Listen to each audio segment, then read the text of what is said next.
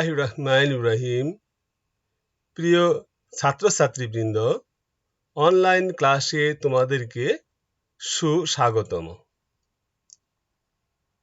আজকের অনলাইন ক্লাসে তোমাদের সাথে আছি আমি মোহাম্মদ উকিল উদ্দিন, সহকারী অধ্যাপক, হিসাব বিজ্ঞান, Lions school and college, Rangpur. আজকের আমাদের একাদশ ও দ্বাদশ শ্রেণীর বিষয় হিসাব বিজ্ঞান প্রথম পত্রের অধ্যায় 10 আজকের পাঠ হলো একতরফা দাখিলা পদ্ধতি এর সৃজনশীল সমস্যা ও এর সমাধান। প্রিয় শিক্ষার্থীবৃন্দ, তোমরা তোমাদের গাণিতিক সমস্যা এবং এর সমাধানের জন্য তোমার খাতা, কলম, পেন্সিল এবং ক্যালকুলেটর নিয়ে প্রস্তুত থাকবে ইনশাআল্লাহ।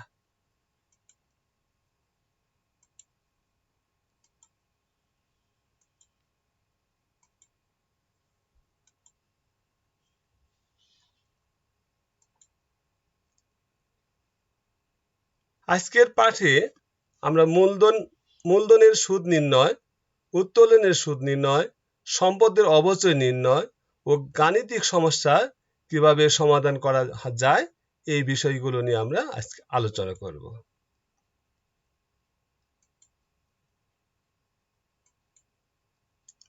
আজকের পাঠ শেষে শিক্ষার্থীরা মূলধনের সুদ নির্ণয় করতে পারবে, নগদ উত্তোলনের সুদ নির্ণয় করতে পারবে, সম্পদের অবচয় নির্ণয় করতে পারবে, একতরফা দাখিলা পদ্ধতিতে সৃজনশীল গাণিতিক সমস্যার সমাধান করতে পারবে ইনশাআল্লাহ।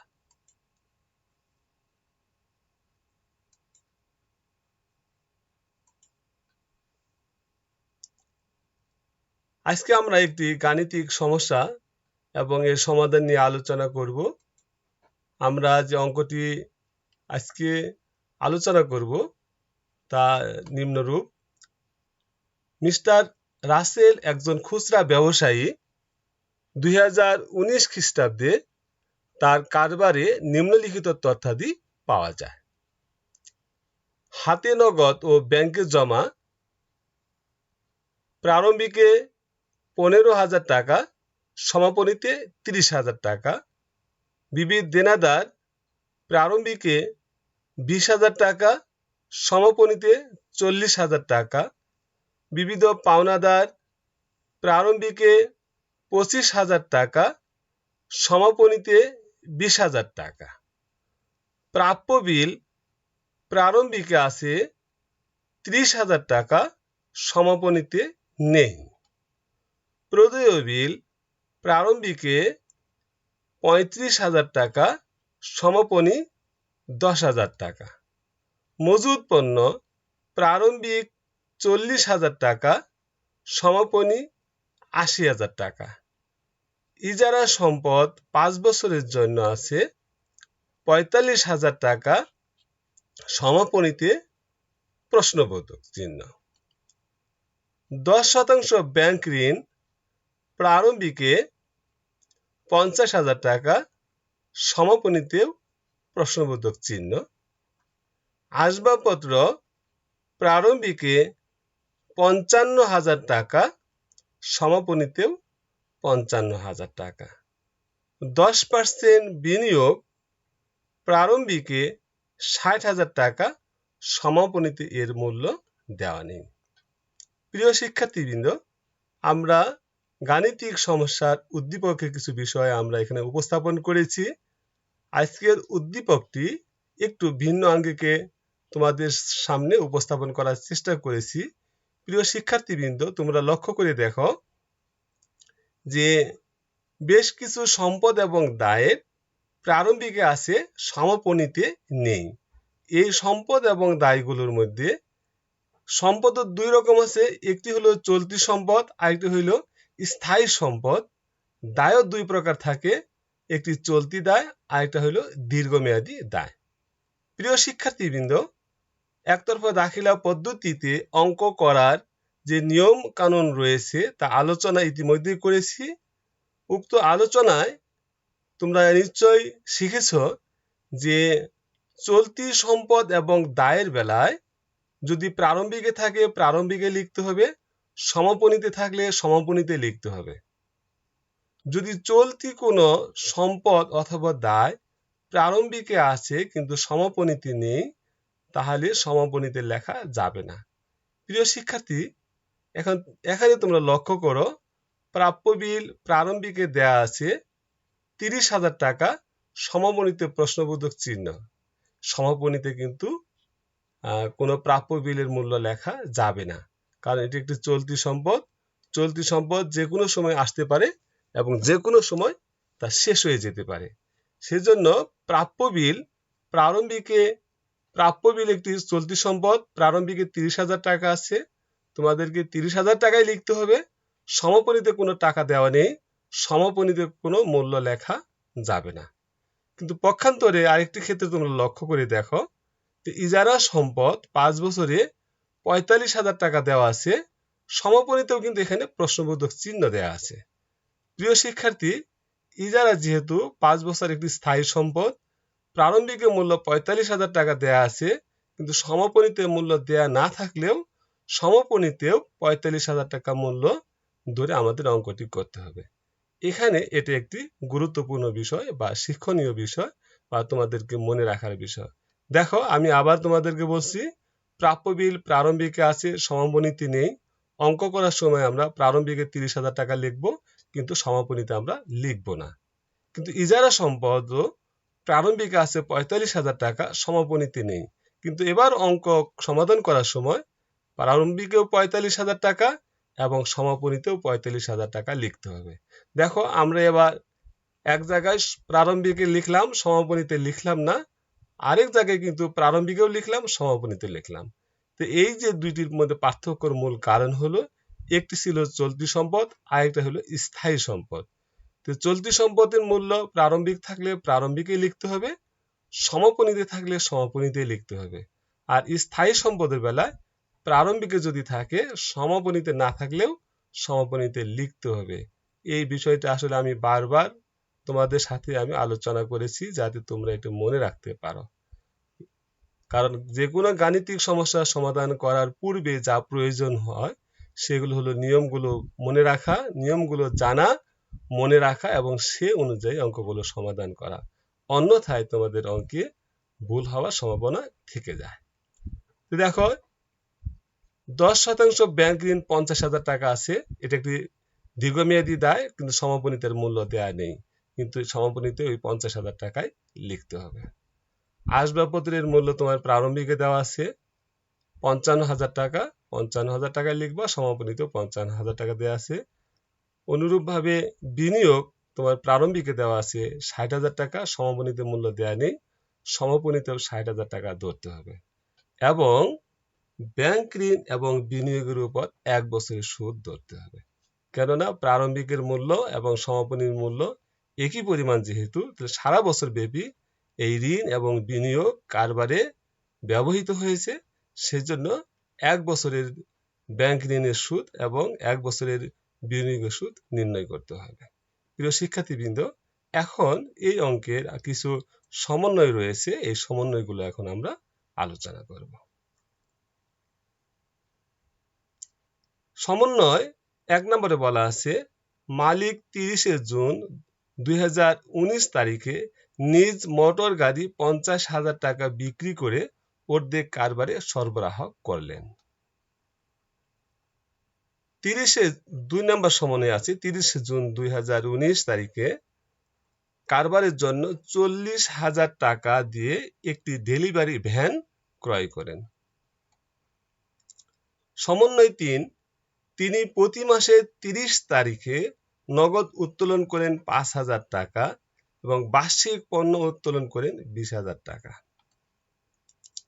সমন্বয় 4, দেনাদারের উপর 4,000 টাকা অনাদায়ী দেনা ধার্য করতে হবে এবং অবশিষ্ট দেনাদারের উপর 10% অনাদায়ী দেনা সঞ্চিতি ধার্য করতে হবে।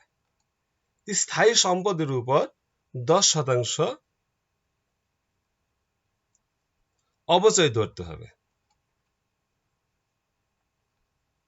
ঋণের উপর সুদ বকেয়া আছে। মূলধন ও উত্তোলনের উপর 10% সুদ ধরতে হবে। এবং করণীয় বলা আছে তোমাদের 1 নম্বরে বা কতে প্রারম্ভিক ও সমাপনী মূলধন নির্ণয় করো।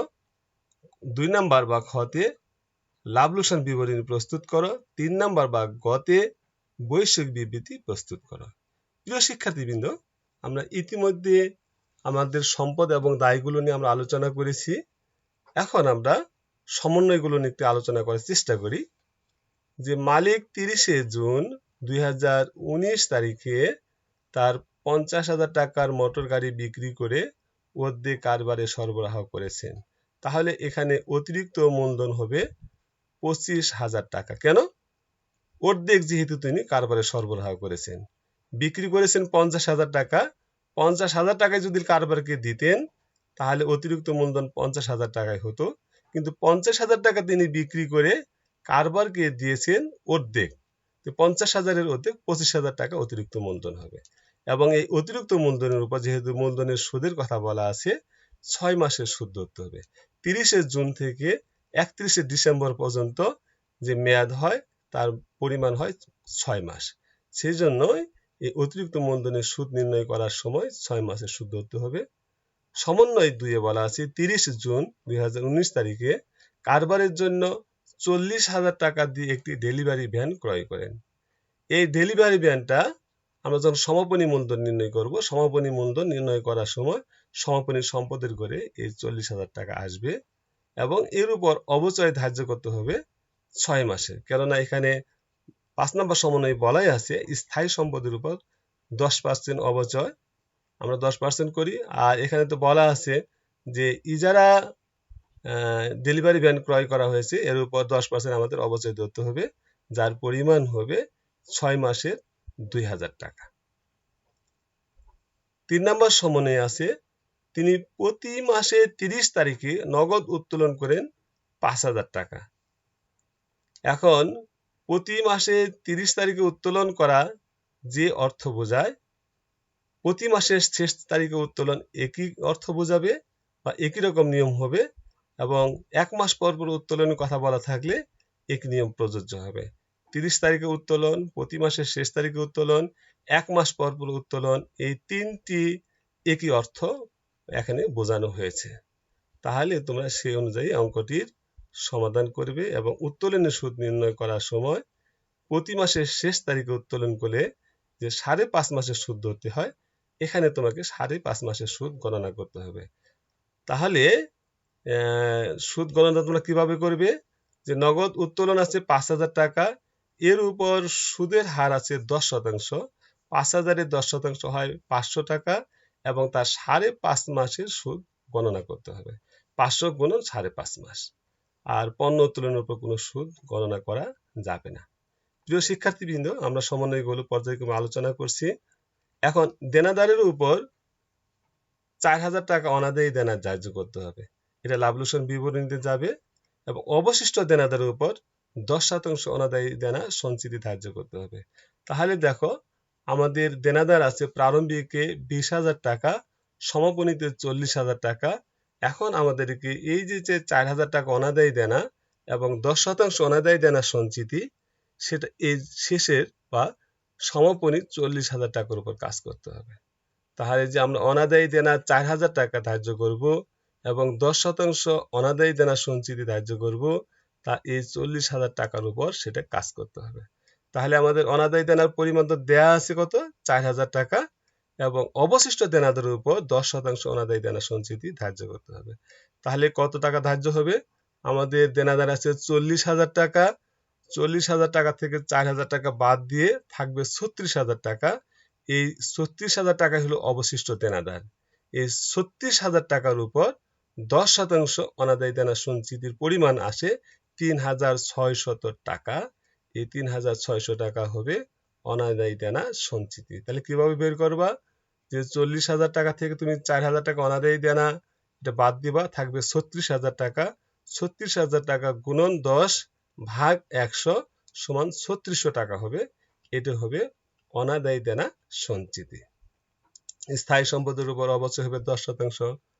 আমরা ইতিমধ্যে জেনেছি স্থায়ী সম্পদ আমাদের আসবাবপত্র রয়েছে আর ডেলিভারি ভ্যান ক্রয় করা হয়েছে, এর উপর অবচয় ধরতে হবে।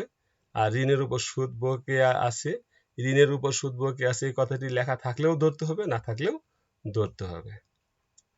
তারপর মূলধন ও উত্তোলনের উপর সুদ 10%। তা আমরা সমন্বয়গুলো বিস্তারিত আলোচনা করেছি, এখন আমরা এর গাণিতিক সমস্যা সমাধানগুলো লক্ষ্য করি। প্রথমে আমরা দেখব প্রারম্ভিক ও সমাপনী মূলধন নির্ণয়। প্রারম্ভিক ও সমাপনী মূলধন নির্ণয় করতে আমাদের লাগে সম্পদ এবং দায় লাগে। আমরা সম্পদ এবং দায়গুলো একটু দেখে নেই। হাতে নগদ ও ব্যাংক জমা ইহা সম্পদের জায়গায় যাবে, বিবিধ দেনাদার সম্পদের জায়গায় যাবে, বিবিধ পাওনাদার দায়ের পাশে যাবে, প্রাপ্য বিল হলো চলতি সম্পদ, এটা সম্পদের পাশে যাবে, প্রদেয় বিল হলো দায়, এটা দায়ের পাশে যাবে, মজুত পণ্য সম্পদ সম্পদের পাশে যাবে, ইজারা সম্পদ সম্পদের পাশে যাবে, 10% ব্যাংক ঋণ এটা একটি দায়, দীর্ঘমেয়াদী দায়, এটা দায়ের পাশে যাবে, আসবাবপত্র একটি সম্পদ, একটা সম্পদের পাশে যাবে, বিনিয়োগ একটি সম্পদ, এটাও সম্পদের পাশে যাবে, আরো একটি সম্পদের পাশে যাবে, তা হলো ডেলিভারি ভ্যান ক্রয় 40,000 টাকা, এগুলো সম্পদের পাশে যাবে।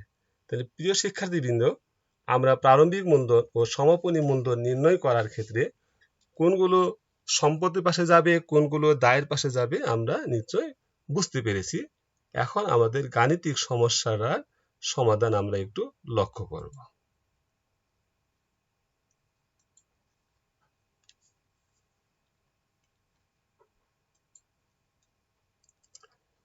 মিস্টার রাসেলের ব্যবসায়ের প্রারম্ভিক ও সমাপনী মূলধন নির্ণয়। আমরা প্রথমে ডান পাশে সম্পদগুলি যদি লিখি, তা হাতে নগদ ও ব্যাংকে জমা প্রারম্ভিকে দেয়া ছিল 15,000 টাকা, সমাপনীতে দেয়া ছিল 30,000 টাকা, বিবিধ দেনাদার প্রারম্ভিকে দেয়া ছিল 20,000 টাকা, সমাপনীতে দেয়া ছিল 40,000 টাকা, প্রাপ্য বিল প্রারম্ভিকে দেয়া ছিল 30,000 টাকা, সমাপনীতে দেয়া ছিল না, সেজন্য আমরা সমাপনীতে লিখিনি। অর্থাৎ চলতি সম্পদ প্রারম্ভিকে থাকলে প্রারম্ভিকে লিখতে হবে, সমাপনীতে থাকলে সমাপনীতে লিখতে হবে, সমাপনীতে যদি না থাকে তাহলে সমাপনীতে লেখা যাবে না। যেহেতু এই অঙ্কে প্রাপ্য বিল প্রারম্ভিকে ছিল কিন্তু সমাপনীতে ছিল না, সেজন্য আমরা সমাপনীতে লিখিনি। মজুত পণ্য প্রারম্ভিকে ছিল 40,000 টাকা, সমাপনীতে ছিল 80,000 টাকা, ইজারা সম্পদ প্রারম্ভিকে 45,000 টাকা, সমাপনীতে 45,000 টাকা ধরতে হবে, আসবাবপত্র প্রারম্ভিকে 55,000 টাকা, সমাপনীতে 55,000 টাকা ছিল, বিনিয়োগ প্রারম্ভিকে ছিল 60,000 টাকা, সমাপনীতে ছিল না, আমাদের সমাপনীতেও 60,000 টাকা ধরতে হবে। আমরা সমন্বয়ে ডেলিভারি ভ্যান ক্রয় করেছিলাম 40,000 টাকা, আমাদের 40,000 টাকা সমাপনীতে লিখতে হবে, ইহা প্রারম্ভিকে লেখা যাবে না। কেননা বছরের মাঝামাঝি সময় যদি কেনা হয় তা তো জানুয়ারির 1 তারিখে আসতে পারে না, কারণ সেটা কেনাই হয়েছে বছরের মাঝামাঝি, তার মানে জানুয়ারির 1 তারিখে এই সম্পত্তি ছিল না, সেজন্য ডেলিভারি ভ্যান মাঝামাঝিতে যেহেতু ক্রয় করা হয়েছে সেজন্য প্রারম্ভিকে আসবে না, সেটা তোমরা মনে রাখবে। এখন আমরা বাম পাশে আমরা দায়গুলো লিখব। বিবিধ পাওনাদার প্রারম্ভিকে ছিল 25,000 টাকা, সমাপনীতে ছিল 20,000 টাকা, প্রদেয় বিল প্রারম্ভিকে ছিল 35,000 টাকা, সমাপনীতে ছিল 10,000 টাকা, ব্যাংক ঋণ প্রারম্ভিকেও ছিল 50,000 টাকা, সমাপনীতেও 50,000 টাকা। এই ছিল আমাদের দায়। তাহলে এখন আমরা কি সম্পদগুলো কি করব? যোগ করব। সম্পদগুলোর যোগফল থেকে দায়গুলো বাদ দিয়ে আমরা মূলধন পাবো। প্রথমে আমরা প্রারম্ভিক সম্পদগুলো যদি যোগ করি, তো প্রারম্ভিক সম্পদে আছে 15,000 টাকা যোগ 20,000 টাকা যোগ 30,000 টাকা যোগ 40,000 টাকা যোগ 45,000 টাকা যোগ 55,000 টাকা যোগ 60,000 টাকা, মোট সম্পদের যোগফল 2,65,000 টাকা। এই 2,65,000 টাকা আমরা বাম পাশে প্রারম্ভিক করেও এই যোগফলটা আমরা লিখব। এই 2,65,000 টাকা থেকে আমাদের দায় ছিল বিবিধ পাওনাদার 25,000 টাকা বাদ যাবে, প্রদেয় বিল 35,000 টাকা সেটাও বাদ যাবে, 10% ব্যাংক ঋণ 50,000 টাকা, সেটাও বাদ যাবে।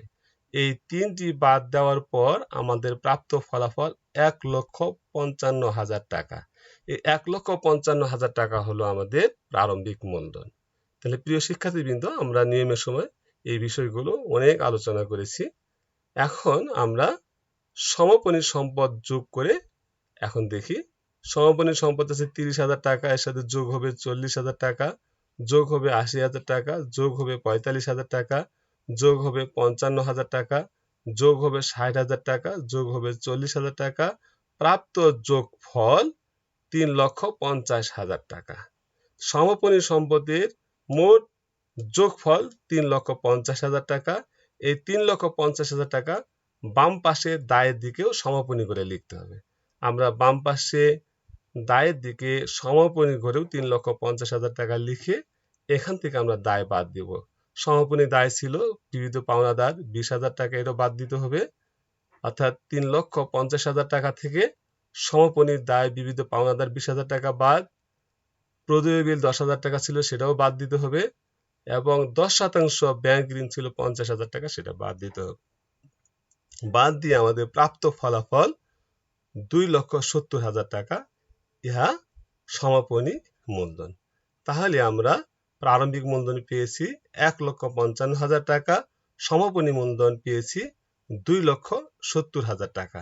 তার মানে হলো মোট সম্পদ ও মোট দায়ের পার্থক্য হলো মূলধন। প্রিয় শিক্ষার্থীবৃন্দ, আমরা মূলধন নির্ণয় করা জানি এবং আমরা ইতিমধ্যে মূলধন নির্ণয় করতে সক্ষম হয়েছি। এরপর আমরা লাভ লোকসান বিবরণী প্রস্তুত করব। কারণ লাভ লোকসান বিবরণী প্রস্তুত করার মূল উপাদান হলো প্রারম্ভিক মূলধন ও সমাপনী মূলধন। ইতিমধ্যে আমরা প্রারম্ভিক মূলধন 1,55,000 টাকা পেয়েছি এবং সমাপনী মূলধন 2,70,000 টাকা পেয়েছি। এখন আমরা লাভ লোকসান বিবরণী প্রস্তুত করব।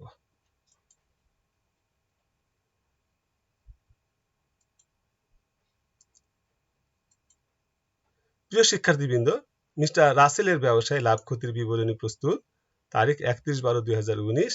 তা আমরা মূলধন নির্ণয় বিবরণী থেকে প্রারম্ভিক মূলধন পেয়েছি আমরা 1,55,000 টাকা, আমরা বাম পাশে লিখলাম, এবং সমাপনী মূলধন পেয়েছি 2,70,000 টাকা, যা ডান পাশে আমরা লিখলাম। এখন আমরা ডান পাশে শেষ করে তারপর আমরা বাম পাশে যেতে পারি। সমাপনী মূলধন 2,70,000 টাকা। সমাপনীর সাইডে আরো আসবে কি, উত্তোলন আসবে। এখানে আমাদের ছিল নগদ উত্তোলন ছিল প্রতি মাসে 5,000 টাকা। প্রতি মাসে যেহেতু আছে সেজন্য 12 দিয়ে গুণ হবে। 5,000 গুণন 12 সমান বার্ষিক নগদ উত্তোলন 60,000 টাকা। পণ্য উত্তোলন বার্ষিক পরিমাণ দেওয়া ছিল 20,000 টাকা। এখানে আর গুণ করার প্রয়োজন নেই, কেননা বার্ষিক উত্তোলনের পরিমাণ একসাথে 20,000 টাকা দেওয়া ছিল।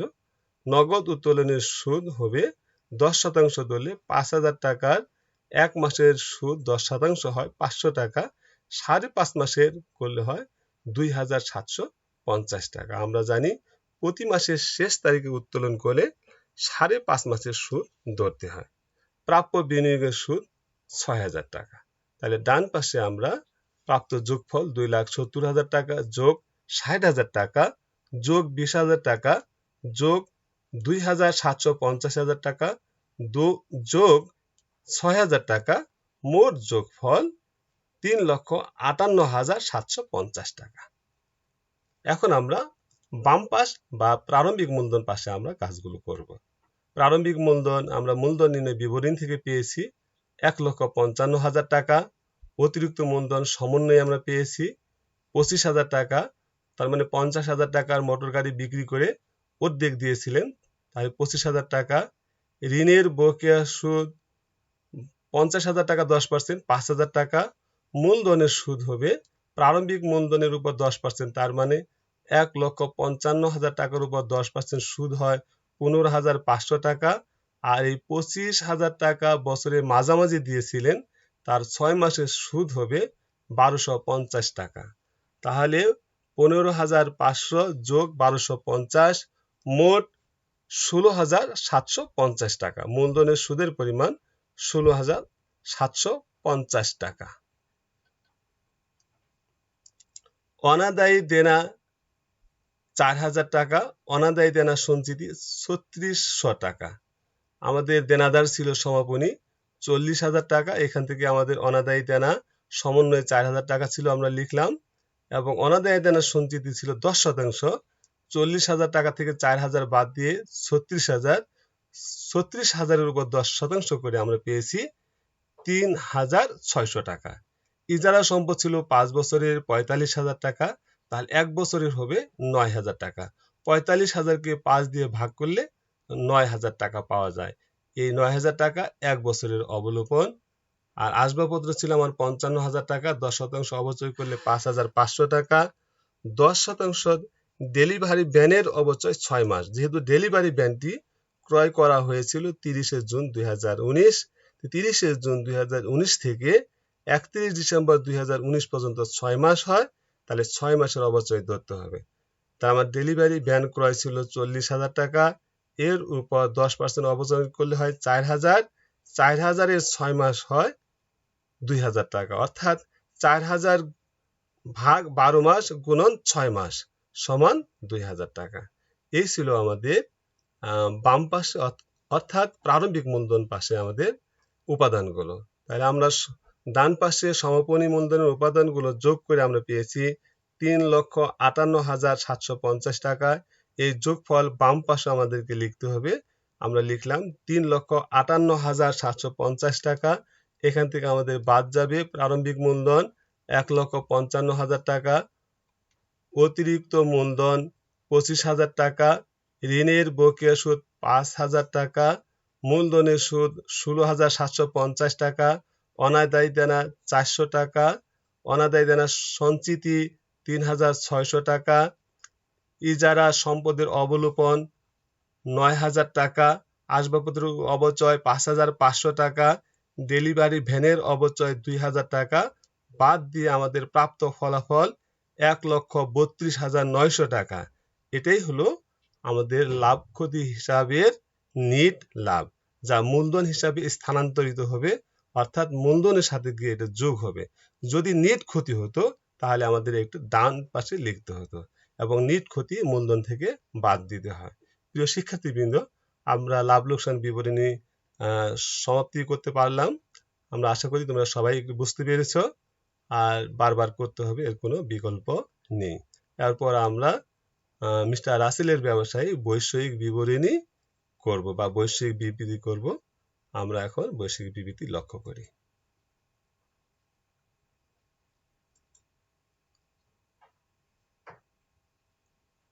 হ্যাঁ, মিস্টার রাসেলের ব্যবসায়ে বৈশ্বিক বিবৃতি বা বিষয় বিবরণী তারিখ 31/12/2019। আমরা বাম পাশে দায়সমূহ লিখব এবং ডান পাশে সম্পদ বা স্থিতি সমূহ লিখব। তা সম্পদগুলো আমরা কোন সম্পদ লিখব? সমাপনী সম্পদ।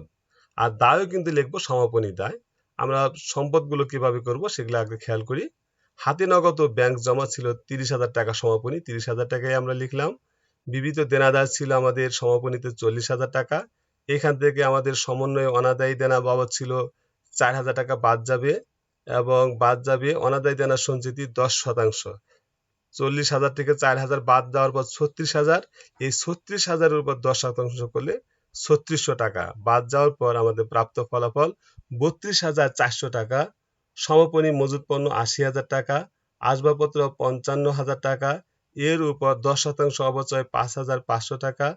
প্রাপ্ত ফলাফল থাকে, অর্থাৎ 55,000 টাকা থেকে 5,500 টাকা বাদ দেওয়ার পর থাকে 49,500 টাকা। ইজারা সম্পদ 5 বছরের 45,000 টাকা বাদ অবলোপন 1 বছরের 9,000 টাকা। 45,000-কে 5 দিয়ে ভাগ করলে 1 বছরে পাওয়া যায় 9,000 টাকা। এই 9,000 টাকা বাদ দিয়ে থাকে আমাদের 36,000 টাকা। বিনিয়োগ আছে আমাদের ছিল সমাপনী 60,000 টাকা, 60,000 টাকা বসবে। বিনিয়োগের উপর প্রাপ্য সুদ বা বকেয়া সুদ ছিল 6,000 টাকা। ডেলিভারি ভ্যান সমন্বয়ে ক্রয় ছিল আমাদের 40,000 টাকা। এর উপর 10% হারে 6 মাসের অবচয় হয় 2,000 টাকা। 40,000 টাকা থেকে 2,000 টাকা বাদ দিয়ে থাকে আমাদের 38,000 টাকা। এই ছিল আমার সমাপনী সম্পদ সমূহ। সমাপনী সম্পদগুলো যদি আমরা যোগ করি, তার মানে 30,000 টাকা যোগ 32,400 টাকা যোগ 80,000 টাকা যোগ 49,500 টাকা যোগ 36,000 টাকা যোগ 60,000 টাকা যোগ 6,000 টাকা যোগ 38,000 টাকা প্রাপ্ত মোট যোগফল 3,31,900 টাকা। তাহলে আমাদের সমাপনী সম্পদের যোগফল 3,31,900 টাকা। এবার আমরা বাম পাশে সমাপনী মালিকানা সত্ত্ব নির্ণয় করব এবং সমাপনী দায় যোগ করে উভয় যোগফল আমাদের মিল করতে হবে। তাহলে আমরা প্রথমে আমরা পেয়েছি প্রারম্ভিক মূলধন, আমরা মূলধন নির্ণয় বিবরণীতে পেয়েছি 1,55,000 টাকা। এর সাথে অতিরিক্ত মূলধন সমন্বয়ে আমরা পেয়েছি 25,000 টাকা। মূলধনের সুদ, প্রারম্ভিক মূলধন এবং অতিরিক্ত মূলধনের সুদ দুইটি যোগ করে আমরা পেয়েছি 16,750 টাকা। লাভ লোকসান বিবরণীতে নিট লাভ পেয়েছি 1,32,900 টাকা। এখন 1,55,000 টাকা যোগ 25,000 টাকা যোগ 16,750 টাকা যোগ 1,32,900 টাকা সমান 3,29,650 টাকা। এখান থেকে আমাদের বাদ যাবে পণ্য উত্তোলন এবং নগদ উত্তোলন। নগদ উত্তোলন আমাদের প্রতি মাসে ছিল 5,000 টাকা, 12 মাসের হবে 5 × 60,000 টাকা এবং পণ্য উত্তোলন ছিল 20,000 টাকা। 60,000 টাকা এবং 20,000 টাকা মোট উত্তোলন হলো 80,000 টাকা, যা বাদ যাবে। নগদ উত্তোলনের সুদ আমরা নির্ণয় করে পেয়েছিলাম 2,750 টাকা, এটাও বাদ যাবে।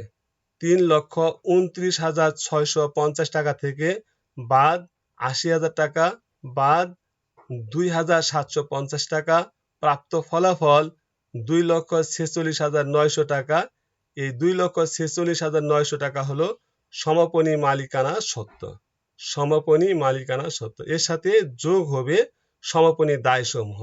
সমাপনী দায়সমূহ আমাদের পাওনাদার ছিল 20,000 টাকা, প্রদেয় বিল ছিল 10,000 টাকা, 10% ব্যাংক ঋণ ছিল 50,000 টাকা এবং 10% ব্যাংক ঋণের বকেয়া সুদ আমাদের 5,000 টাকা। মোট যোগফল অর্থাৎ 2,46,900 টাকা যোগ 20,000 টাকা যোগ 10,000 টাকা যোগ 50,000 টাকা যোগ 5,000 টাকা প্রাপ্ত মোট যোগফল 3,31,900 টাকা। তাহলে আমাদের সম্পদ সাইডেও যোগফল ছিল 3,31,900 টাকা এবং দায় এবং মালিকানা সত্ত্ব যোগফল হলো 3,31,900 টাকা। আমরা এতে প্রতীয়মান হতে পারি যে আমাদের অঙ্কটি সঠিকভাবে হয়েছে। প্রিয় শিক্ষার্থীবৃন্দ, তোমরা এই অঙ্কগুলো বারবার করবে এবং অনুশীলনীর অঙ্কগুলো বারবার অনুশীলন করবে। প্রিয় শিক্ষার্থীবৃন্দ, আমরা তোমাদের বাড়ি কাজ দিতে চাচ্ছি। বাড়ি কাজ দেওয়ার আগে আমরা আজকে ক্লাসের কিছু মূল্যায়ন নিব। মূল্যায়নগুলোর মধ্যে তোমরা মূল্যায়ন করতে পারবে অথবা তোমরা সমাধান করতে পারবে মূলধনের সুদ কিভাবে নির্ণয় করতে হয়, উত্তোলন সুদ কিভাবে নির্ণয় করবে, স্থায়ী সম্পদের কিভাবে অবচয় তুমি ধার্য করবে এবং বিষয় বিবরণী প্রস্তুত করতে পারবে।